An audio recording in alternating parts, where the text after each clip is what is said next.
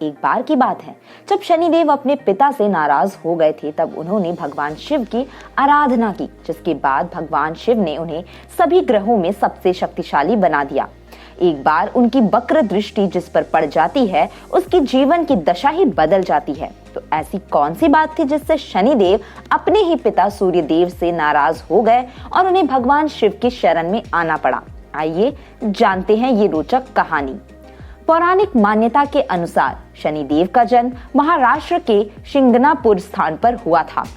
शनि स्रोत में शनिदेव को ग्रहों का राजा बताया गया है। ज्योतिष शास्त्र में भी शनि को विशेष दर्जा प्राप्त है। पौराणिक कथा के अनुसार एक बार सूर्यदेव अपनी पत्नी छाया के पास पहुंचे तो सूर्य के प्रकाश और तेज से उनकी पत्नी छाया ने आंखें बंद कर ली। उनके इस व्यवहार से छाया को श्याम वर्ण के पुत्र शनिदेव की प्राप्ति हुई।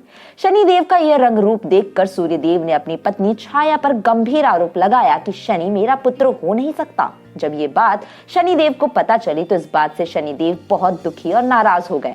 माँ और अपने साथ पिता द्वारा किए गए इस बर्ताव से शनिदेव बहुत क्रोधित हुए और इसी के चलते उन्होंने महादेव की घोर तपस्या प्रारंभ कर दी। शनिदेव की इस कठोर तपस्या से भगवान शिव अत्यंत प्रसन्न हुए और शनिदेव से वरदान मांगने के लिए कहा। तब शनिदेव ने कहा कि युगों युगों से मेरी माँ छाया की पराजय होती रही है। मेरी माँ को पिता सूर्य ने लगातार परेशान ही किया, इसलिए मैं चाहता हूँ कि मैं अपने पिता से ज्यादा पूज्य बनूं और जिससे उनका अहंकार टूट जाए। भगवान शिव ने शनिदेव की बात को सुनकर वरदान दिया कि आज से शनि को सभी ग्रहों में श्रेष्ठ माना जाएगा। भगवान शिव ने शनिदेव को पृथ्वी का न्यायाधीश नियुक्त कर दिया। तब से शनिदेव लोगों को उनके कर्मों के आधार पर फल प्रदान करते आ रहे हैं।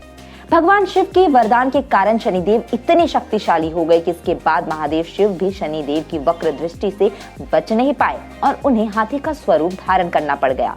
ये कहानी हम आपको अपने अन्य वीडियो में पहले ही सुना चुके हैं। आइए जान लेते हैं कि शनि महाराज किन कामों को करने से नाराज हो जाते हैं।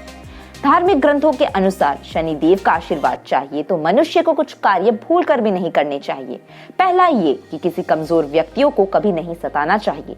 स्त्रियों पर अत्याचार करने वालों को भी शनिदेव कठोर दंड देते हैं। साथ ही कभी परिश्रम करने वाले लोगों का भी अपमान नहीं करना चाहिए। इसके अलावा अपने अधिकारों का प्रयोग दूसरों का अहित करने के लिए कभी नहीं करना चाहिए। दोस्तों, आज के वीडियो में इतना ही। जय महाकाल, जय शनिदेव।